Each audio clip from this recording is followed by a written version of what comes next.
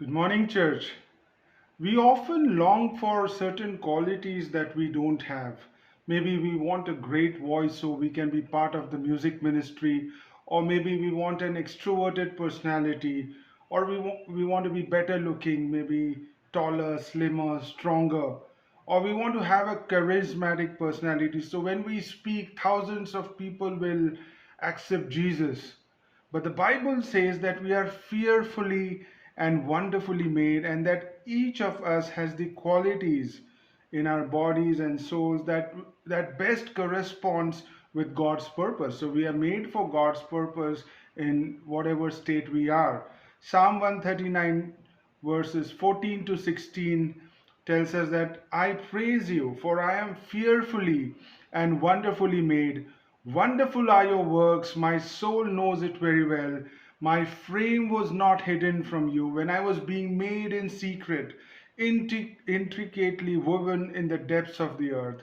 Your eyes saw my unformed substance. In your book were written, every one of them, the days that were formed for me, when as yet there was none of them. David Jeremiah, who's an American evangelical pastor, author of many books, in one of his books, Science of Life, he asked a question: if you were a walking advertisement for the Lord, what would people learn about him?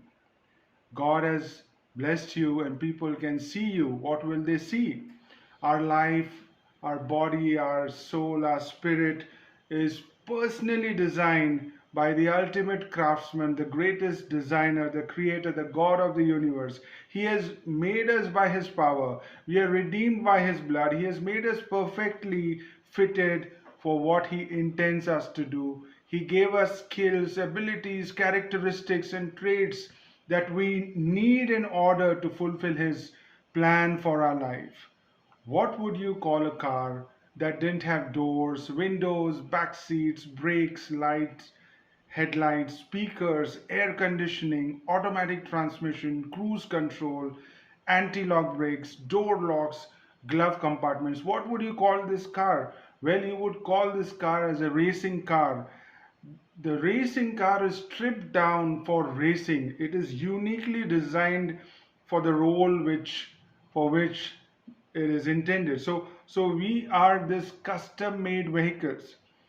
In her childhood, Amy Carmichael used to pray that God turn her brown eyes into blue eyes. She longed for blue eyes. Later on, after many years, when she was a missionary in South India, she used to rescue minor girls from the temples who were made as slaves. So she used to rescue them and she used to cover herself with a scarf that revealed only her eyes.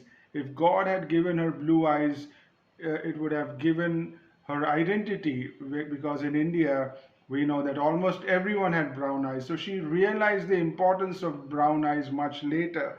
So when we realize that our body is useful in God's work, we don't want to be someone else.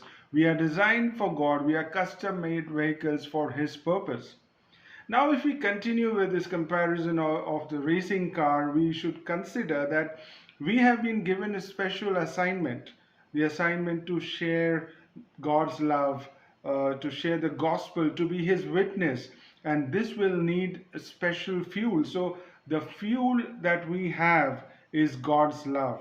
We are fueled by God's love. That's the second thing in our custom design. Second Corinthians chapter 5 verse 15 says the love of Christ compels us. Our motivation is the love of Christ. Our strength is the love of Christ.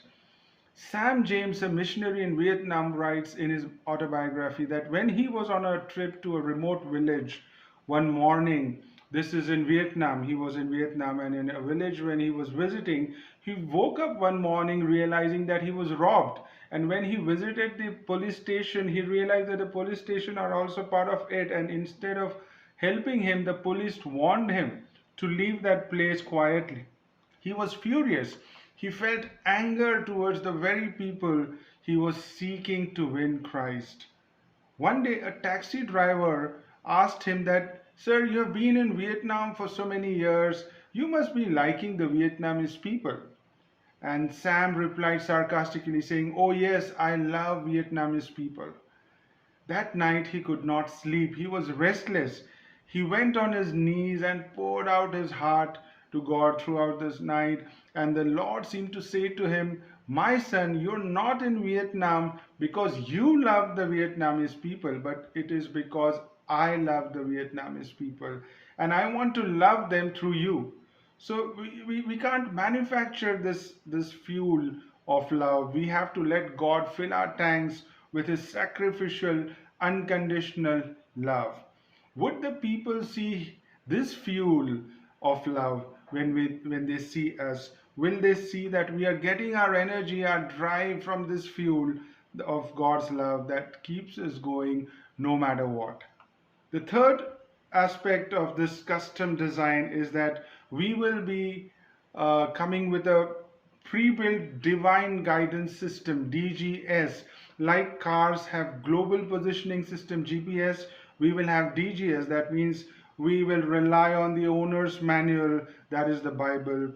Will people see that we trust in the Lord with all our heart, and that we don't lean on our own understanding, that in all our ways we are acknowledging him and he is directing our path, just like in Proverbs chapter 3 verses 5 and 6.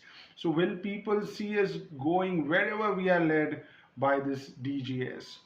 The fourth aspect is, will people see that we have this faith installed shock absorbers?